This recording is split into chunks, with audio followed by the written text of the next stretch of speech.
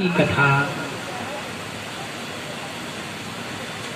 आज तक हम लोग यही जानते थे कि नरसिंह भगवान से उग्र कोई नहीं, लेकिन नरसिंह भगवान को भी जिसने परास्त किया है वो भगवान शरभ है। वो शरभ है।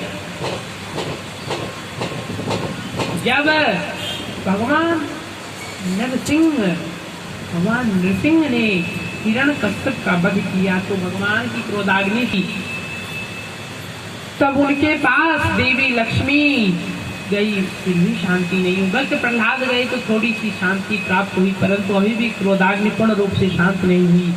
उसी समय देवताओं की प्रार्थना करने पर भगवान शिव ने शरभ नाम के पक्षी का अवतार लिया और भगवान नरसिंह से युद्ध किया, युद्ध में पराजित किया। भगवान नरसिंह उनके पराक्रम से इतने प्रसन्न हो गए कि अपना चर्म उतार के अर्पित कर दिया। बागंबर, कौन सा बागंबर पहनते हैं शिव जी? वही बागंबर जो भगवान नरसिंह ने अपना चर्म दिया, वही बागंबर। कहा ऊपर क्या उड़ते, कहा गज का चर्म। कल मैंने वर्णन किया था कि भगवान शिव ने महिषासुर के पुत्र गजासुर का वध किया। उस गजासुर ने भी अपना चर्म भगवान शिव को अर्पित कर दिया। उसी का चर्म भगवान अपने शरीर पे धारण करते।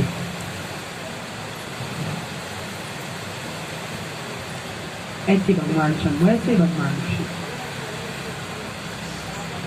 आज नरसिंह परास्त हो गए। नरसिंह भगवान अपने पूर्ण रूप से भगवान शिव के शरीर में समाहित हो गए।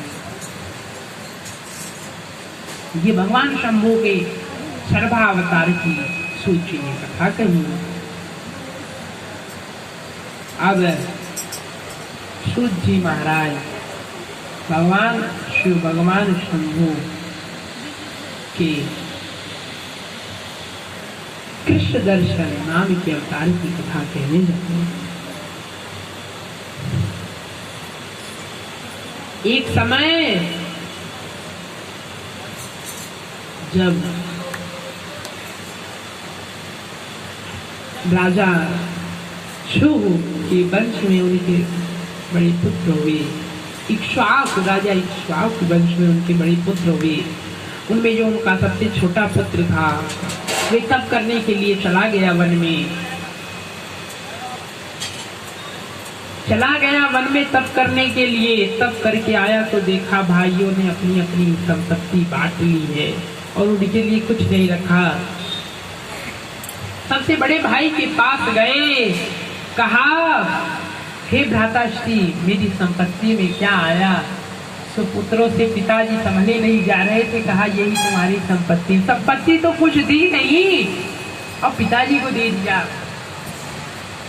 आज इस चरित्र से हमें समझना चाहिए माता पिता की सेवा क्या दे सकती है, क्या दे सकती है, इस चीज को समझिए। अपने पिता को लेकर आए, एक धोबी पर कुटिया बनाई, पिता के साथ वहां रहने लगे। भिक्षा मांगते थे, भिक्षा मांगकर जो कुछ मिल जाता उसी से जीवन यापन कर रहे थे। और कुछ दूर ऋषि लोग एक कर रहे थे। उनके पिताजी इतने सिद्ध थे कि उन्होंने कहा पुत्र तुम जाओ, वहां पर ऋषि लोग कुछ मंत्र अटकेंगे, वो बता देना। इसके बाद जो वो दक्षिणा मिलेगी यज्ञ के अंतिम दिन वो ले आना। यज्ञ करने के बाद बचा हुआ धन कभी नहीं लेना चाहिए। कोई यज्ञ हुआ उसमें कुछ द्रव्य बच गया,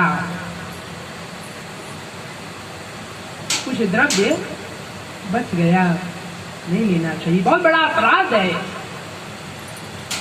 लेकिन आज तो एक धंधा हो गया है, कथा कराएंगे, पाउती फाड़ेंगे और महाराज को कम पैसा देंगे और बाकी जो बचेगा 1 लाख 2 लाख सो अपने जेब में धंधा बना लिया है। बहुत बड़ा अपराध है। आज वर्णन कर रहे हैं शिव पुराण में पुत्र गया धन लेने के लिए, भगवान शिव कृष्ण दर्शन अवतार में आए, कहा ये धन मेरा है। कहा नहीं नहीं, मेरे पिता ने कहा था जो यज्ञ से धन बचेगा ले लेना। कहा तुम्हारे पिता को पंच बना के फैसला करवाओ कि ये धन किसका है। आज राजा इक्ष्वाकु पंच बने हैं, पंच बन के फैसला दिया है। शनि ने अपने पुत्र के लिए फैसला दे दिया। कहा नहीं नहीं, ये द्रव्य तो इन्हीं का होता है क्योंकि ये शिव है। यज्ञ से बचा हुआ कोई भी यज्ञ हो, राम कथा करवाओ, कृष्ण कथा कराओ, भागवत कराओ, देवी भागवत कराओ, शिव पुराण सुनो, जो बचे तो शिव का ही है, उसमें अन्य किसी का अधिकार नहीं बनता, किसी का भी नहीं। कहा शिव के ऊपर चढ़ा हुआ दरख्त गुसाई ले सकते हैं, लेकिन यज्ञ से बचा हुआ धन केवल शिव का होता है, उसमें उनके भक्त